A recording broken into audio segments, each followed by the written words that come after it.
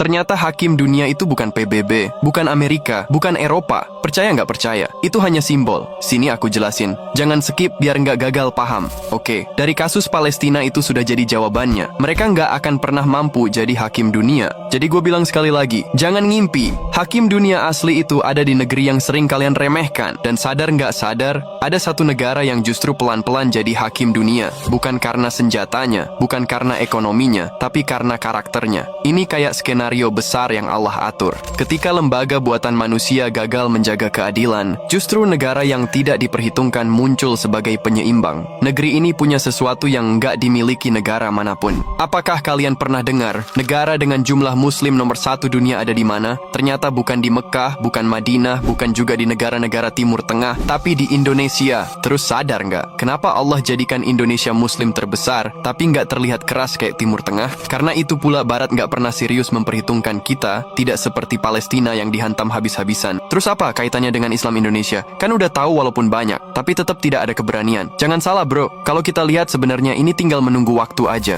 Krisis moral sekarang udah jelas kelihatan bro. Di Amerika, teknologi maju, ekonomi gila, tapi angka depresi dan juga meroket. Cina kelihatannya kuat, tapi rakyatnya tertekan sistem. Hidup kayak mesin tanpa arah. Jepang disiplin, tapi generasi mudanya putus asa. Sampai banyak yang dan tidak mau pada nikah. Hasil populasi manusia semakin menurun. Contoh negara yang udah mulai melirik Islam adalah Inggris. Banyak warganya masuk Islam. Semua ini bukti materi dan teknologi nggak jawab kebutuhan batin. Dan disinilah skenario Allah bekerja. Kenapa Allah menjadikan Indonesia menjadi negara muslim terbesar, namun tidak terlihat keras? Ya, karena Islam Indonesia sangat membumi. Ramah, sopan, penuh adab, tapi tetap kuat. Indonesia, negeri dengan mayoritas muslim terbesar di dunia, tapi tidak keras, justru jadi penengah. Inilah umat wasatan yang Allah sebut di Quran. Seimbang, tidak ekstrim, tidak lemah. Dan nanti, ketika krisis moral makin parah, semua mata akan tertuju ke Indonesia. Sadar nggak sadar, Indonesia lah hakim dunia hari ini.